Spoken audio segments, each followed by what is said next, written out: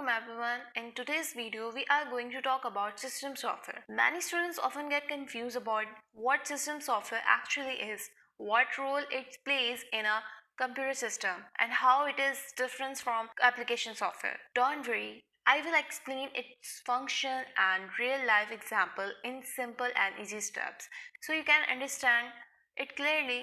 So let's get started. तो हम देख लेते हैं कि सिस्टम सॉफ्टवेयर बेसिकली होता क्या है.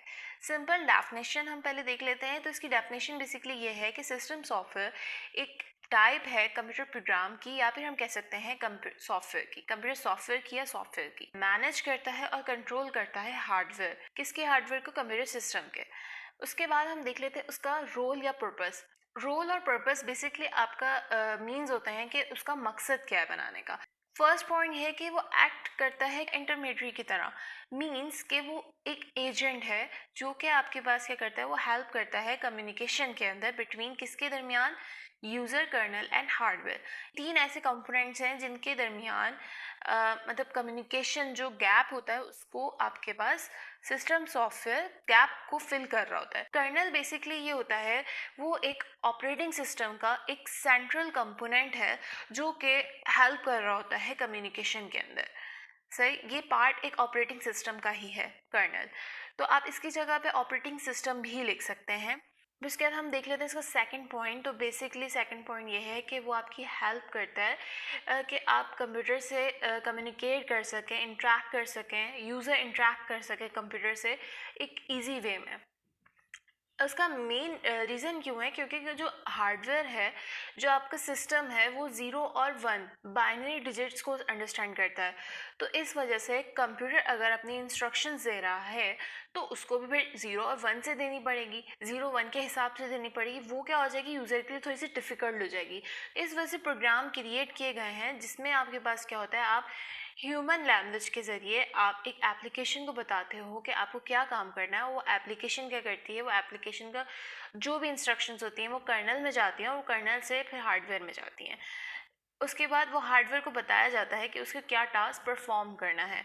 मैसेज जब दोबारा रिवर्स होता है तो फिर वो दोबारा कर्नल में जाता है. कर्नल के बाद आपके पास वो एप्लीकेशन में जाता है. एप्लीकेशन के बाद आपके पास डिस्प्ले हो रहा होता है स्क्रीन पर, जो भी आपका आउटपुट होता है. तो ये हमारे पास क्या हो गया, प्रोसेस थोड़ा सा इजी हो गया सिस्टम सॉफ्टवेयर की वजह से. तो ये मेन इसके दो पर्पस हैं. इसके बाद क्या है, आपके पास कुछ फंक्शंस आ जाते हैं इसके. अब फंक्शंस बेसिकली ये होता है कि उसके अंदर काम क्या होता है. सही है. तो उसके अंदर क्या काम होता है, ये कॉमनली पॉइंट्स आपको पता है कि सिस्टम सॉफ्टवेयर के अंदर क्या क्या काम हम कर सकते हैं. एक कंट्रोल क्या करता है, वो कंट्रोल करता है कंप्यूटर की इंटरनल फंक्शंस को, लाइक सीपीयू, मेमोरी हो गई, स्टोरेज हो गई. ये डिफरेंट फंक्शंस हैं, वो क्या कर रहा होता है, सिस्टम सॉफ्टवेयर कंट्रोल कर रहा होता है. ड्राइवर्स हो गए, ये सारी क्या हैं, इंटरनल फंक्शंस हैं जो कि वो कंट्रोल कर रहा होता है. तो इसके बाद कुछ आ जाती हैं पैराफेरल डिवाइसेस. तो पैराफेरल डिवाइसेस ऑलरेडी हमने इसकी अलग से वीडियो बनाई हुई, तो आप वहाँ जाके देख सकते हैं पैराफेरल डिवाइसेस होती क्या है. सो इसमें आपके पास क्या आता है, मॉनिटर आ जाता है, प्रिंटर आ जाता है एंड स्टोरेज. ये आपके पास क्या है, मॉनिटर, प्रिंटर एंड स्टोरेज की जगह पे हम ये कह सकते हैं कि इनपुट आउटपुट डिवाइसेस और स्टोरेज.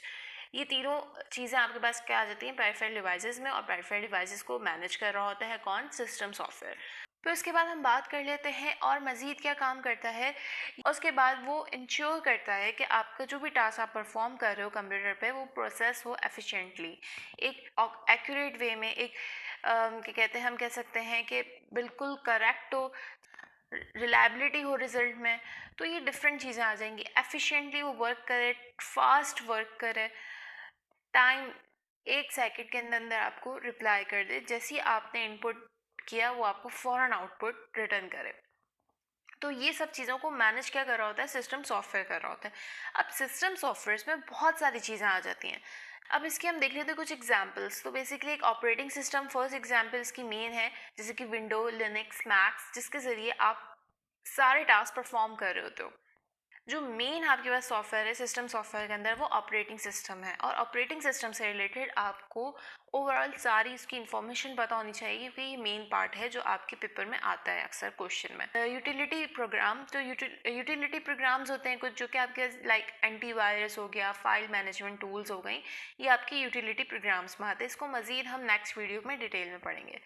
फिर डिवाइस ड्राइवर्स आ जाते हैं। डिवाइस ड्राइवर्स का बेसिकली क्या काम होता है, ये भी एक सॉफ्टवेयर होता है जो कि कंट्रोल क्या कर रहा होता है, जो कि क्या काम कर रहा होता है कि हार्डवेयर को एक तरीके से सपोर्ट प्रोवाइड कर रहा होता है कि ताकि वो वर्क प्रॉपरली करे।